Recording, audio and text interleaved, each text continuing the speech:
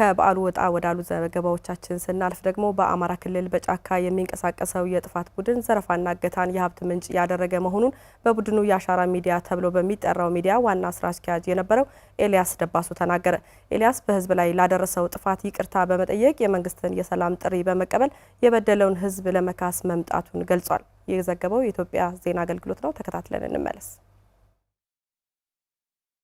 በጫካ የሚንቀሳቀሰው የጥፋት ቡድን በህዝብ ላይ ግፍና በደል በመፈጸም በዘረፋ ሀብት ማካበት ላይ መሆኑን ተናግረዋል። በዚህ የጥፋት ዓላማ በመሰለፍ በተለይም አመራር የሚሰጡ ግለሰቦች በገንዘብ ኪሳቸውን በማድለብ ሀብት እያካበቱ ይገኛሉ ብለዋል። በተሳሳተ አረዳድ ለትግል በሚል ከ2015 ዓ.ም ጀምሮ በጫካ መቆየቱን አስታውሶ የጥፋት ቡድኑን ዓላማ በመረዳት ላደረሰው ጥፋትና በደል ይቅርታ በመጠየቅ መምጣቱንም ገልጿል።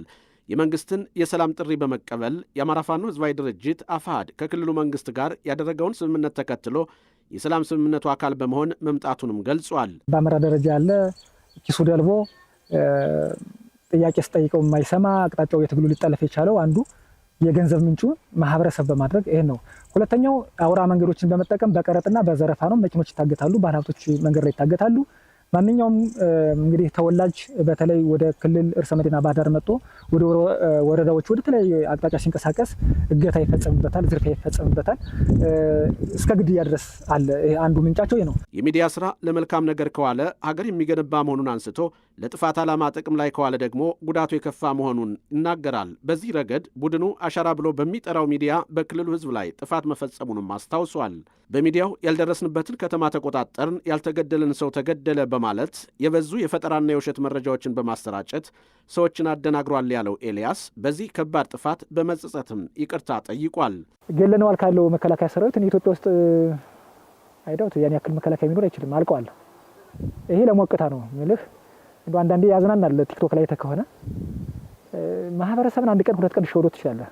ሁሌ ግን መሸወድ አትችልምና ኮሜዲው ማሩ ሸት ነው የሚሉት እና እነዚህ በተለይ ሳይበር ላይ የነበሩት ውጊያዎች እንግዲህ ከውጊያ ስልቶች አንዱ መሆኑን ነግሬዋለሁኝ።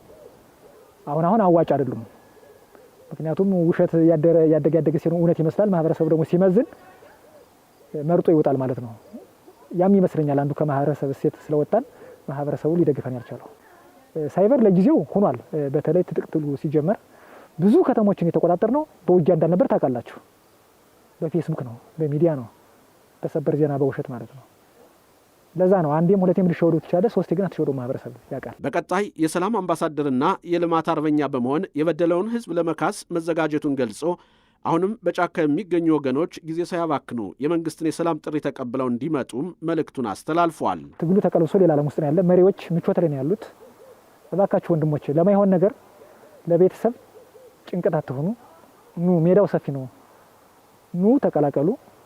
የሰላም አማራጭን ወሰዱ። ይህ ትግል የትም አያሻግርም። ምናልባት መታገልም ካስፈለገ በሰላማዊ ትግል መታገል ይቻላል። አሁን ብዙ አማራጮች አሉ። እንደምንሰማው የመንግስትን ሚዲያ ሰሞኑን ማዳመጥ እንደሞከርኩት ብዙ አማራጮች አሉ። አገራዊ ምክክር ኮሚሽንም የሰጠው ብዙ እድል አለ።